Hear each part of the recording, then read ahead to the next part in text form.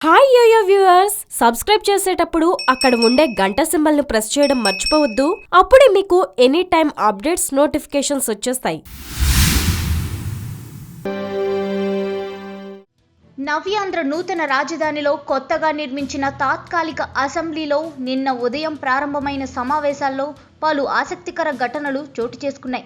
Budget సమావేశాలు కావడంతో సాంప్రదాయం ప్రకారం రాష్ట్ర గవర్నర్ హోదాలో ఈఎస్ఎల్ నరసింహన్ ఆదివారం రాత్రికే విజయవాడకు చేరుకున్నారు. ఇక తెల్లవారే గుంటూరు జిల్లా మంగళగిరిలోని నృసింహుణ్ణి దర్శించుకున్న గవర్నర్ నేరుగా అసెంబ్లీకి వెళ్లారు. నూతన అసెంబ్లీకి వచ్చిన గవర్నర్ కు శాసనమండలి chairman Chakrapani, assembly speaker Kodela Sivaprasad, CM Nara Chandrababu Naidu ఘనంగానే స్వాగతం పలికారు.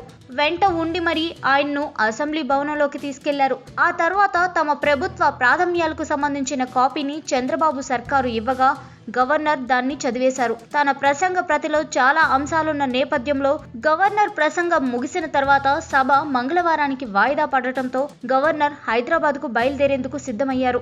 ఈ సమయంలో ఆయన బయటకు వస్తుండగా ఆయనకు వీడ్కోలు పలికేందుకు చక్రపాణి, కోడెలతో పాటు యనమల రామకృష్ణుడు కూడా బయటికి రావడం జరిగింది. అసెంబ్లీ భవనం నుంచి బయటికి వచ్చిన గవర్నర్ అప్పటికే అక్కడ సిద్ధంగా ఉన్న తన కారు ఎక్కబోయారట. అయితే ఏదో గుర్తుకు వచ్చిన వాడిలా గవర్నర్ నిలబడగానే యనమల గవర్నర్ కు దగ్గరగా వెళ్లాడట. ఈ సందర్భంగా యనమల వైపు చూసిన గవర్నర్, హైదరాబాద్ నుంచి వస్తే కనీసం టీ కూడా ఇవ్వకుండా పంపిస్తున్నారే, గంటకు పైగా ప్రసంగం చేయించారు, కనీసం టీ కూడా ఇవ్వరా అని అడిగారట. దీంతో షాక్ తిన్న యనమల అప్పటికప్పుడు సర్దుకొని తనదైన చాతుర్యాన్ని ప్రదర్శించారట. ఆర్థిక లోటులో ఉన్నాం సార్, అందుకే టీ కూడా ఇవ్వలేకపోయామని గవర్నర్ తో అన్నారట.